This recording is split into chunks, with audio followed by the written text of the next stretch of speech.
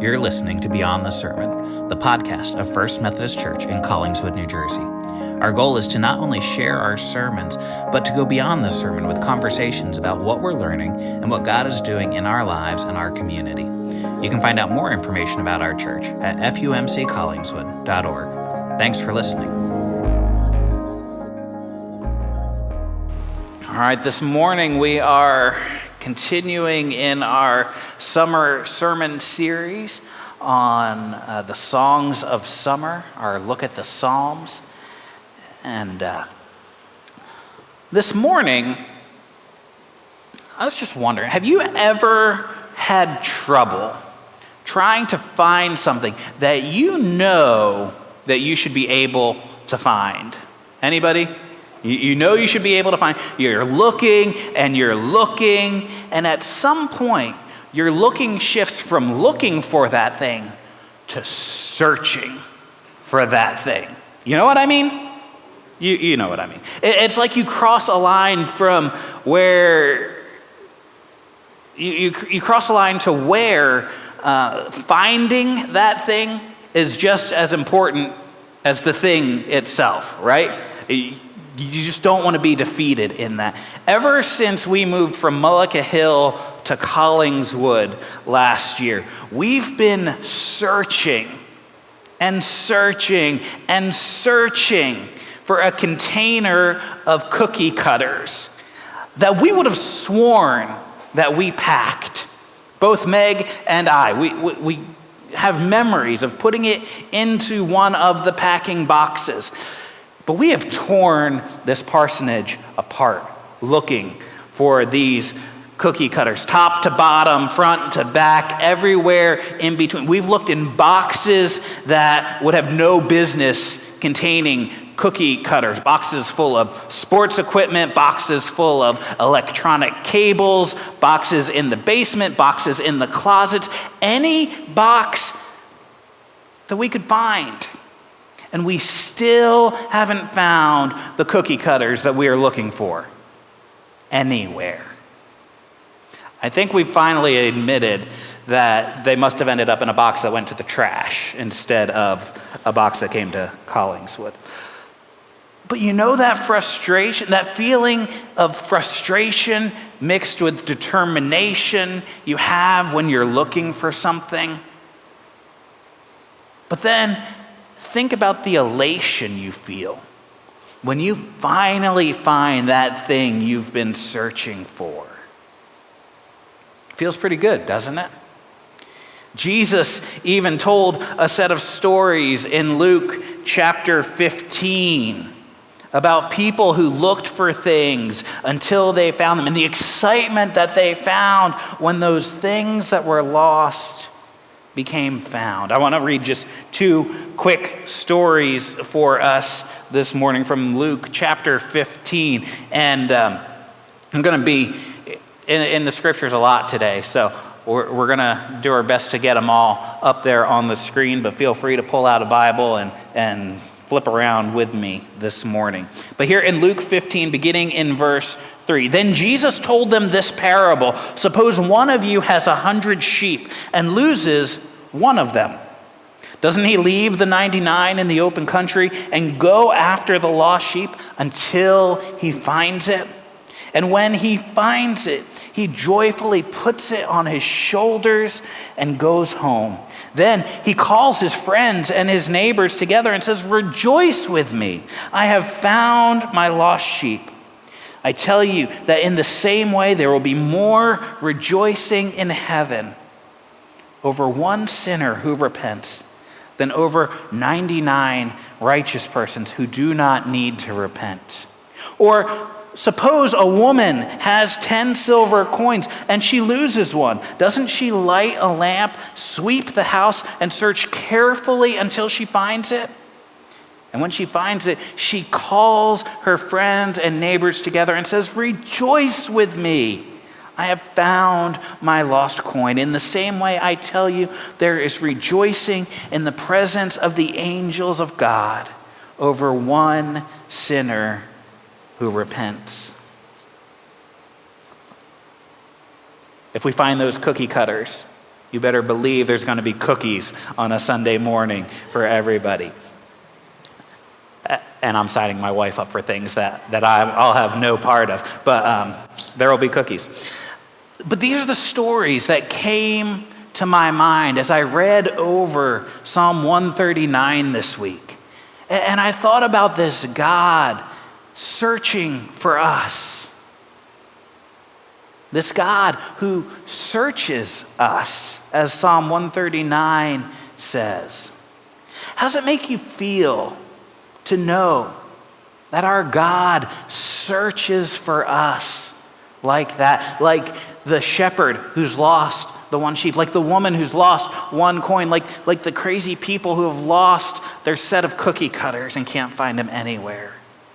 To think about the reality that God doesn't just look for you, but he also searches us. He searches for us. It's pretty incredible. It should help you feel like you are of immeasurable value, that you matter to God, because you do, immensely. But then I want you to shift that picture in your mind a little bit. Now, instead of thinking about the God who searches for you like this, I want you to think about that same God searching you like this. Looking into every nook and cranny of your heart.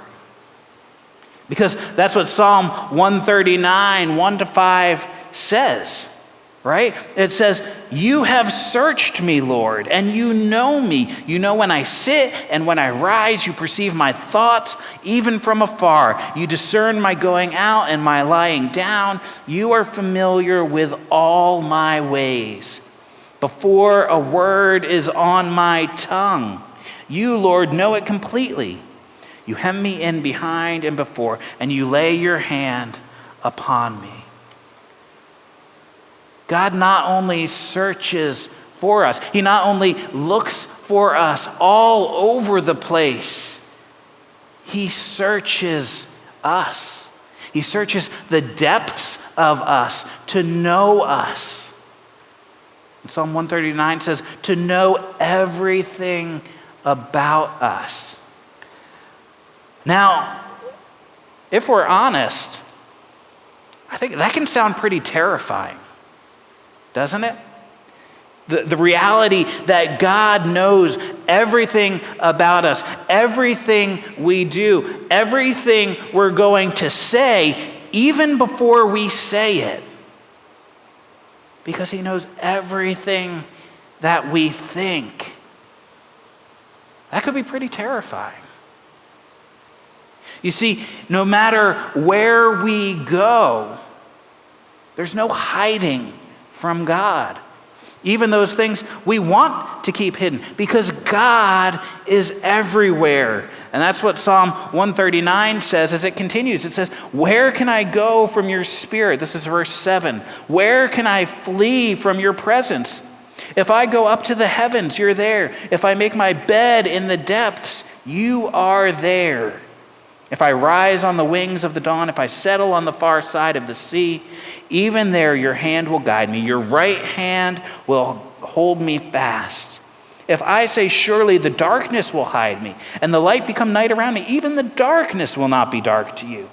The night will shine like the day, for darkness is as light to you. There's nowhere you can go where you can get away from God's presence. You can't go high enough. You can't go low enough to get away from the Spirit of God. You can't go far enough east. That's what it means when the psalmist says, if I rise on the wings of the dawn. He's talking about you can't go far enough east and you can't go far enough west. That's where the far side of the sea was, because geographically, if you're standing in Israel, the Mediterranean Sea would be the sea that you're talking about, and that sea was to the west of Israel, always to the west of Israel. So there's nowhere further to the west than beyond the far side of the sea.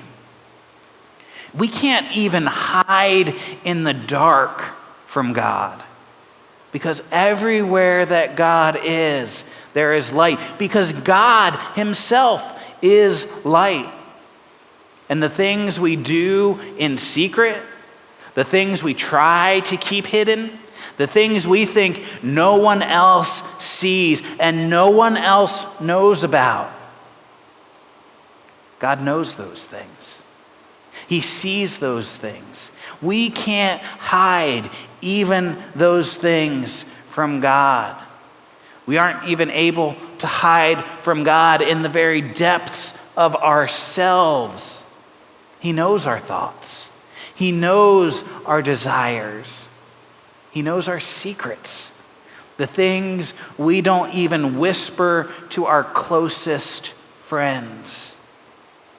He knows everything about us because he's the one who made us. He's the one who formed us and knew us from the moment of our conception. Listen again to the poetry of Psalm 139 as the psalmist describes just how intimately God knows us. Picking up in verse 13, he says, "For you," he's talking about God, "for you created my inmost being.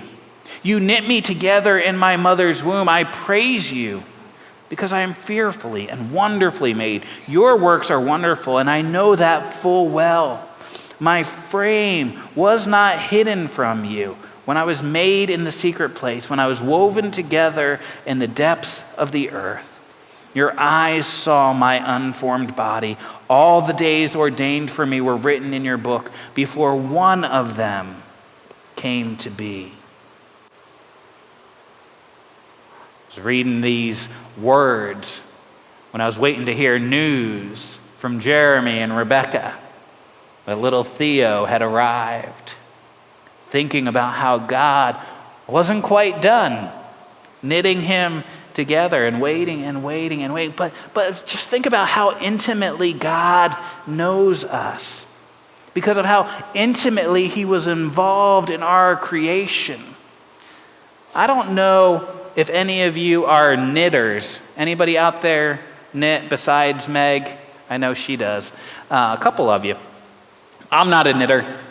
Meg does. A couple of years ago, she knit each of our boys a scarf as one of their Christmas presents. And let me tell you, that is no quick process. She would spend hours in the evening, after the boys went to bed, of course, because she was trying to keep it a surprise for them. And when we had a basketball game on or a football game or something, or I was working on something, she'd sit there knitting, purling, whatever else you do when you're knitting a scarf. And she counted each stitch so that the scarf would come out just the way that she intended for it to come out. And that's the way that Psalm 139 talks about the way that God forms us in the very inmost parts of our being. You see, you are no mass-produced, factory standard, generic person. You're handmade, unique, special, a labor of love. Now, you might say, but Scott, we know how babies are made now. We understand the biological processes that occur that give rise to life. And don't worry, we're not going to go into those here in the service. But we know God isn't knitting babies together in a woman's womb with a pair of knitting needles. And in a literal, scientific, factual sense, it's true. You're right. But that doesn't mean that God isn't intimately involved in each of those processes that bring us about, or that he doesn't have the level of care for each person that the psalmist is describing. You see, we can't quite wrap our minds around it Because we can barely remember the names of our neighbors, let alone all 7 people who are alive on the earth today.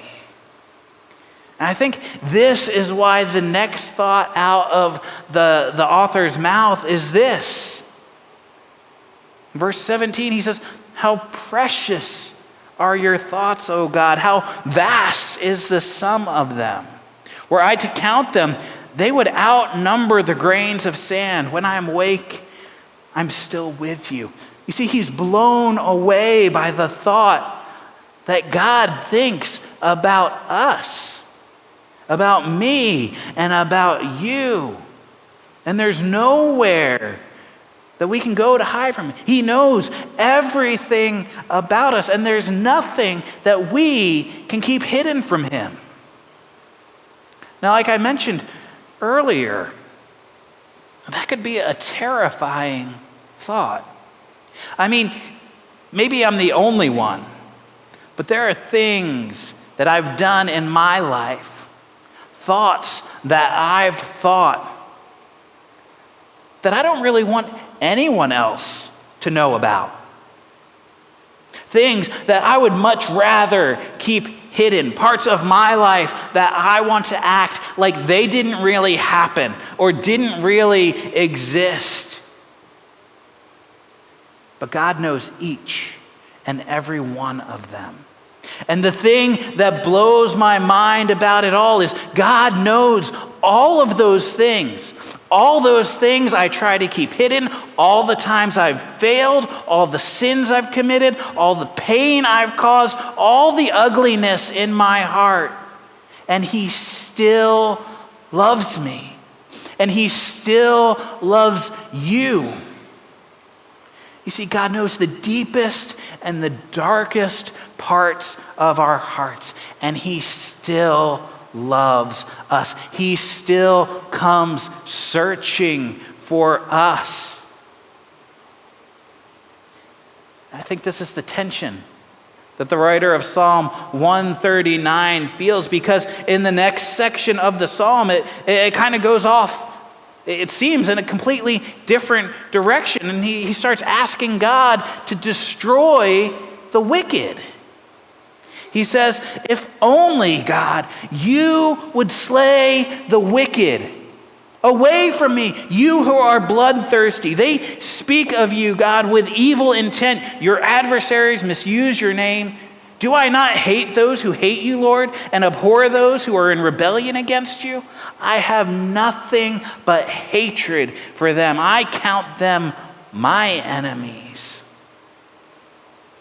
See, the psalmist is saying, if God knows us this deeply, if he understands who we are in the very deepest parts of our hearts, if he knows the wickedness that's in these wicked people's hearts, how can he let them continue to do these awful things?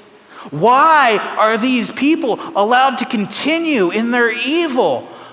He's saying, God, why don't you do something about them?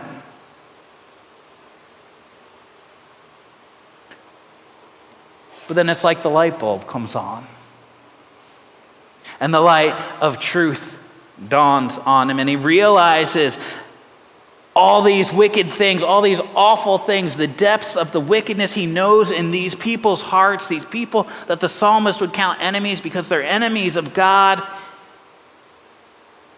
He knows all those things about me too.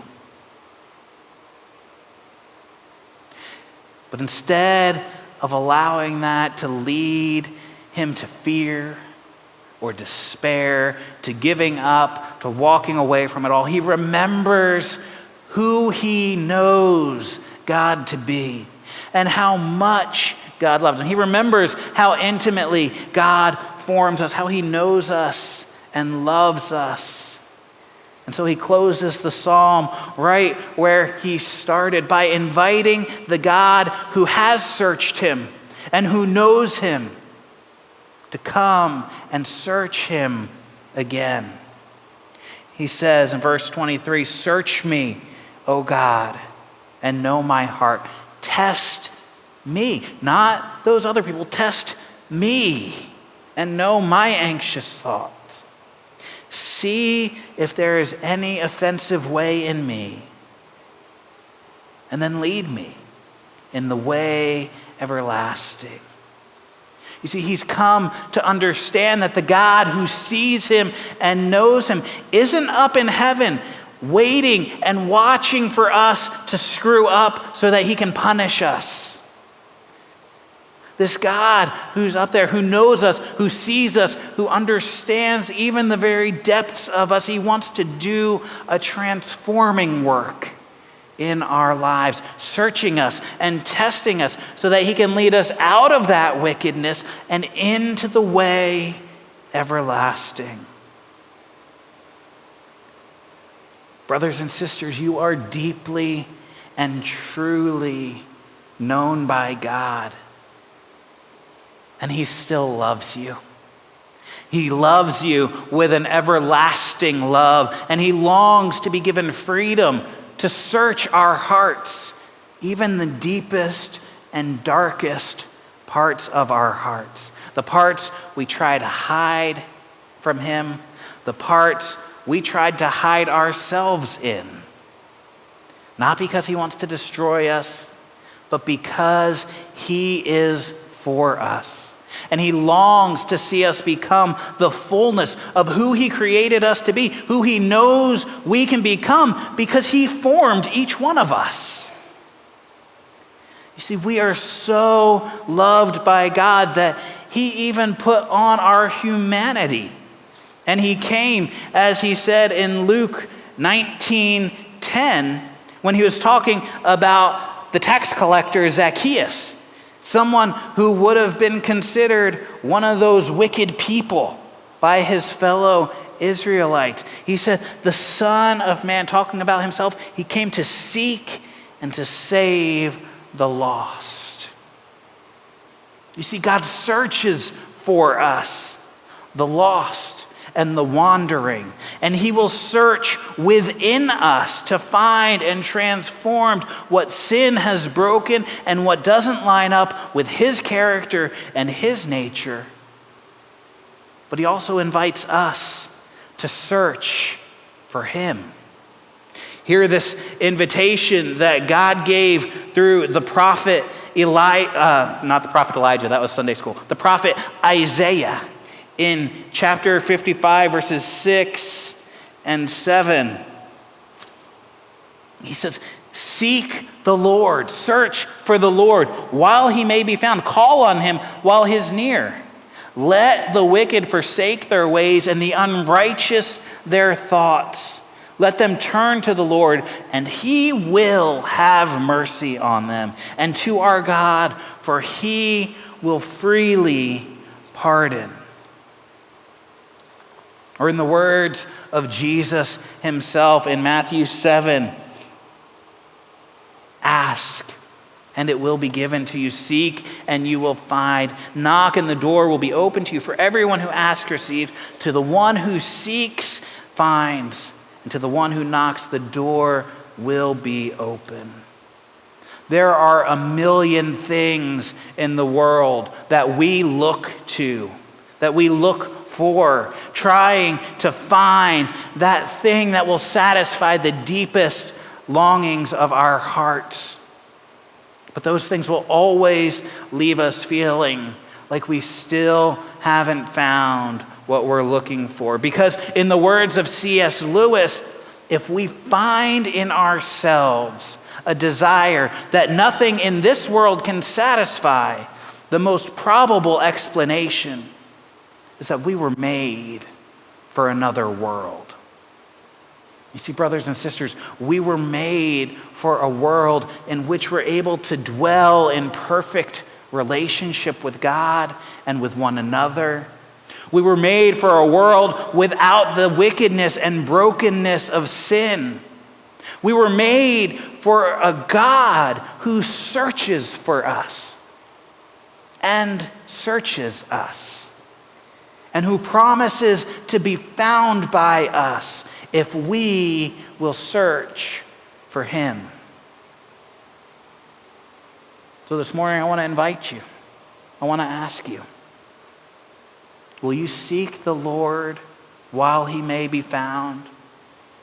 Will you come out of that place of hiding and allow him to find you? Remember when he was walking in the cool of the garden, looking for Adam and Eve, the man and the woman, and he called out to them, "Where are you?" He said, "We heard you coming and we hid ourselves." Will you come out of hiding and allow God to find you? He knows everything about you, and he still loves you. And after all, you're not really hiding anything from him after all. He longs to see you become everything he intended for you to be when he knit you together in your mother's womb. This is the invitation today. Would you let God find you? Would you seek after him?